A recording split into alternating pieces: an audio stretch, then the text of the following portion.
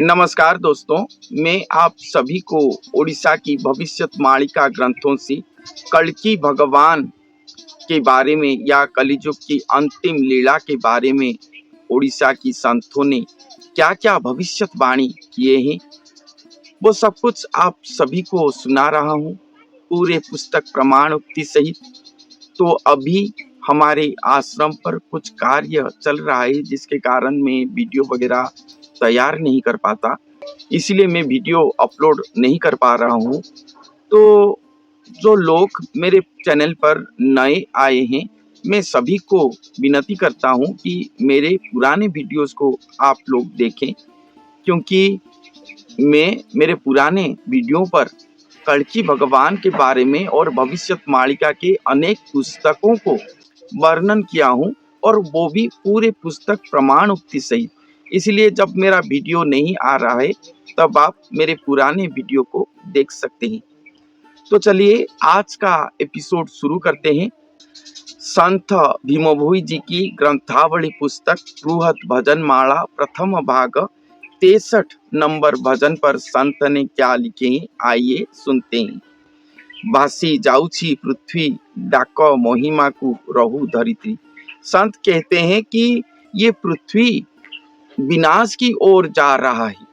ये कलियुग की घोर महापाप के कारण, महापाप के नदी पर ये पृथ्वी भासमान होकर जा रहा है, संपूर्ण महाप्रलय पर लीन हो जाएगा, ऐसा अवस्था इस पृथ्वी का आ रहा है।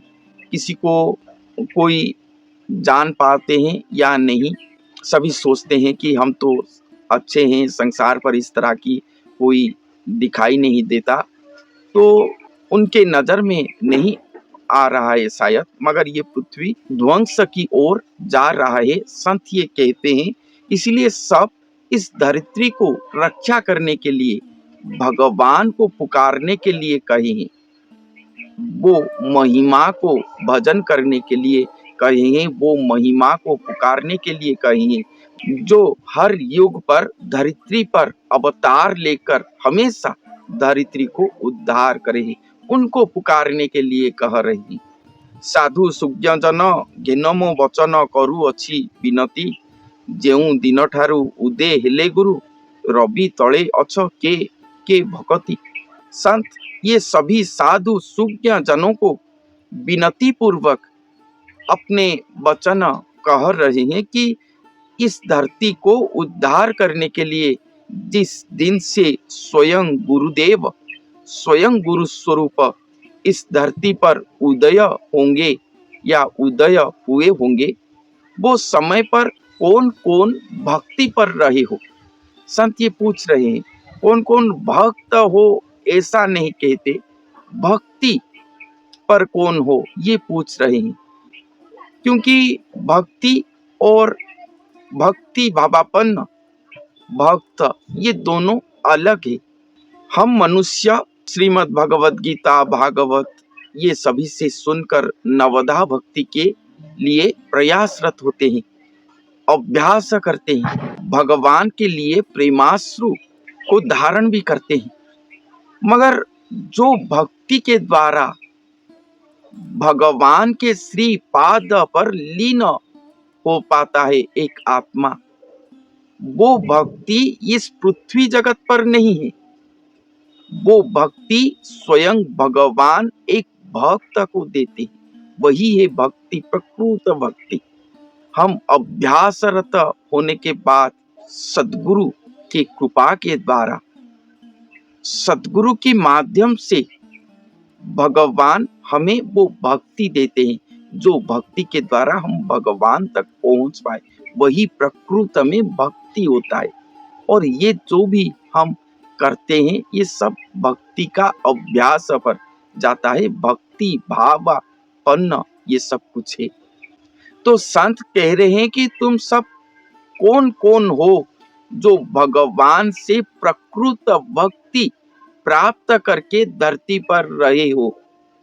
जब स्वयं गुरु स्वरूप होकर भगवान अवतार लेंगे धरती पर, तब कौन कौन हो जो भक्ति पर, धरित्री पर देह धारण करके रहे हो।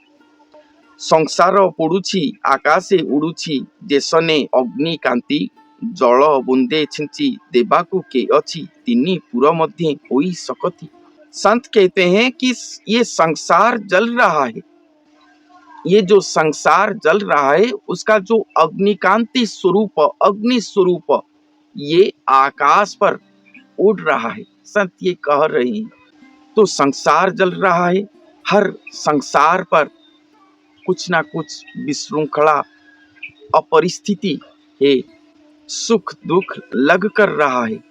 और ये जो संसार जल रहा है जैसे सचमुच का घर द्वार जल जाना आग लग जाना इसके बारे में नहीं, ये कली की महापाप के कारण पूरा पृथ्वी जल रहा है, पूरा संसार जल रहा है। संत ये बात कहते हैं क्योंकि हर संसार के अंदर से प्रभु प्रीति प्रभु के प्रति प्रेम भाव ये लुप्त होता ही जा रहा है। एक संसार के सभी जन एक स्वर होकर भगवान को पुकारे ऐसा और दिखाई नहीं देता, इसलिए हर घर पर आग लगा है, कली का पाप जनित आग, और यही पापाग्नि पर पूरा संसार जल रहा है। और ये पापाग्नि एक अग्नि का स्वरूप कांति होकर पूरे आकाश में उसका स्वरूप दिखाई दे रहा है। संत ये अपने दिव्य दृष्टि के द्वारा देखकर लिख रहे हैं। और वो आग को बुझाने के लिए जैसे पानी डालने से आग बुझ जाता है, उसी तरह ऐसे कौन भक्त सामर्थ्य है इस धरती पर कि ये संसार पर जो आग लगा है उस पर पानी डाल के उसको बुझा सके। इस तीनों पुरों पर ऐसा शक्ति किसके पास है, कौन भक्त सामर्थ्यवान होकर है धरती पर। संत ये पूछ रहे हैं जीवन भकत रखिबे जगत कियो बा जति सती तिनी पुर मोहि समर्पिबे नहीं सिरे उड़ाइबे चामर छती। और संत कहते हैं कि ऐसा कौन भक्त है संसार पर, चाहे वो पुरुष हो या नारी, जति हो या सती हो। जति सती का मतलब ऐसा भी हो है कि कोई जति साधु सतीत्व को लेकर बैठा है, कली के द्वारा कली उसको स्पर्श नहीं कर पाया, प्रभु के प्रेम पर उसी तरह ही सती सीता की तरह रहे। तो ऐसे जति सती कौन है धरा पर जो कि इस जगत पर लगे हुए आग को लिभा सके और संसार पर सत्य की प्रतिष्ठा कर सके, संसार पर जो आग लगा है उसको पानी पका के बुझा सके। कौन ऐसे जति सती हैं? जो भी है, अगर कोई है ऐसे तो भगवान कहे हैं कि वो भक्त के पास भगवान अपना जगत को समर्पण कर देंगे और उन्हीं के सिर के ऊपर चाम्र छति छत्र रखेंगे। चाम्र छति कहाँ पर रहता है, किसके सर के ऊपर रहता है? राजा, राजा के सर के ऊपर छत्री विराजमान करता है। तो भगवान वो भक्त को इस पृथ्वी का राजा कर देंगे, उनके पास ये पृथ्वी समर्पण कर लेंगे। भगवान ऐसा कह रहे हैं बेलु बेलमही उतपात हुई पाप हेलाणी पृथ्वी मद मांस खाई महासुख पाई न जानिले के ही दिवस राति। संत कहते हैं कि ये समय के अनुसार समय जितना चल रहा है उसी तरह से मही पर इस पृथ्वी पर उत्पात उतना ही बढ़ता ही जा रहा है, पाप उतना ही बढ़ता ही जा रहा है। और लोग सब मद्य पान करके मद मांस खा के सब माताल हो रहे हैं, महासुख पा रहे हैं। मद मांस खा के इतना महासुख पाते हैं कि वो दिन या रात कुछ भी जान नहीं पाते। ऐसा चल रहा है धरती पर। उनको पता नहीं कि ये संसार ध्वंस के मुख पर जा रहा है। मद मांस खा के सब महासुख में दिन रात, उनको कुछ भी पता नहीं। संत ये कह रहे हैं। और ये आजकल के पूरे संसार पर चल रहा है। शायद 95% लोग या 90% लोग उसी पर ही हैं। धर्म को स्थापन कर साधुजन सत्य जुगर जे रीति ए पिंड ब्रह्मांड जे कले निर्माण से का रखिबे ए नवकीर्ति। और संत कहते हैं कि तुम जो लोग साधु संत जन हो वो सब धर्म को स्थापन करो। साधु संत जन आप सभी तो पृथ्वी पर धर्म संस्थापन नहीं कर सकते युग को समाप्त करके, मगर अपने पास तो कर सकते हो। सत्य युग की जो रीति है उसको पकड़ के खुद धर्म की पथ पर तो रह सकते हो, क्योंकि इस धरती पर धर्म संस्थापन करने वाले एकमात्र अवतार पुरुष स्वयं भगवान, जो कि युग पुरुष है। युग को समाप्त करके पुनः श्री सत्य युग स्थापन करेंगे। मगर आप सभी साधु संत जन जो ये सच्चाई को जानते हो, आप सब धर्म को धारण करो, अपने पास ही धर्म को स्थापित करके रहो। सत्य युग का रीति नीति को आचरण में लाकर रहो। संत ये कह रहे हैं। क्यों कह रहे हैं? क्योंकि वो समय अभी आ रहा है या आ गया है। क्योंकि ये पिंड ब्रह्मांड को जो निर्माण करे हैं वो खुद अवतार लेकर इस नवक्षिति को रखेंगे। इस नवक्षिति पृथ्वी पर जो आग लगा है, महापापाग्नि पर ये जो संसार जल रहा है, उसे वो बुझा देंगे और कली को समाप्त करके सत्य युग स्थापन करेंगे। ब्रह्मांड रहिले प्रभु को कहिले मिलिब वसा स्थिति पाशोरिब दुख लभिब ही सुख बणे विमोहीन पामर मति। ये सबसे बड़ी बात है। संत कहते हैं कि इस ब्रह्मांड रहने से ही, ये ब्रह्मांड रहेगा तभी तो इसके ऊपर जीव सत्ता रहेगा, और उसके बाद ब्रह्मांड रहेगा और हम प्रभु को कहेंगे कि आप ये जो पृथ्वी को आप रखे हैं वो पृथ्वी पर हमें भी कुछ स्थान दीजिए। और भगवान के दया होने से ही वो हमें स्थान देंगे इस पृथ्वी पर। तो भगवान किसके ऊपर दया करते हैं? भक्त के ऊपर।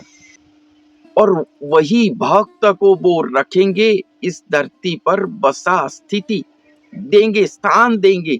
वही भक्तों को ही पालन करेंगे। जो श्रीमद् भागवत 12 स्कंध पर लिखा गया है कि कलयुग के अंत समय पर भगवान अवतार लेकर आएंगे और अल्प जनों को पालन करेंगे। तो ये 800 करोड़ लोग अभी जो धरती पर हैं, ये सब नहीं रहेंगे। जब ये युग का परिवर्तन होगा, कौन किस समय पर किस कारण के बस अपना मृत्यु को लाभ करेगा, इसका कोई ठिकाना नहीं। एकमात्र भक्त जन ही रहेंगे।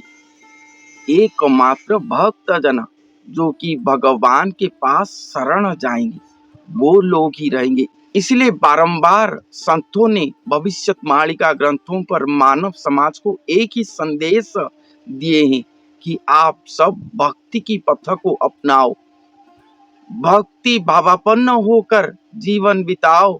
तो जब भगवान लीला करेंगे, अभी लीला चल रहा है या नहीं किसी को पता नहीं। कोई कहते हैं चल रहा है, भगवान आ चुके हैं, कोई कहता है भगवान अभी नहीं आए। तो कोई अपने ही लीडर को भगवान कहकर प्रचार भी कर रहे हैं और वही भाव पर रहे हैं। मगर भगवान वो स्वतंत्र हैं, स्वयं हैं। इस ब्रह्मांड के सृष्टि आरंभ से वो अकेले ही थे और अंत में भी वही रहेंगे और लीला करने के लिए वो खुद आएंगे। स्वयं अलौकिक पुरुष लौकिकी होंगे, देहधारी होंगे, लीला करेंगे और उन्हें जो संतुष्ट कर पाएगा उससे ही वो धरती पर रखेंगे।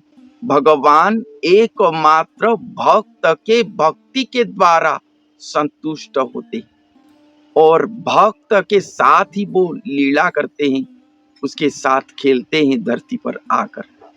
तो अपने आप को एक भक्त करने की कोशिश किया जाए। भक्ति भाव पर अपने आप को तैयार किया जाए। यही संतगण उपदेश दिए हैं अपने भविष्यवाणी ग्रंथों पर। यही सार उक्ति है, स्वयं भगवान आ रहे हैं और सब उन्हीं को स्वागत करने के लिए सब तैयार हो जाएं। तो आज के लिए इतना ही। धन्यवाद।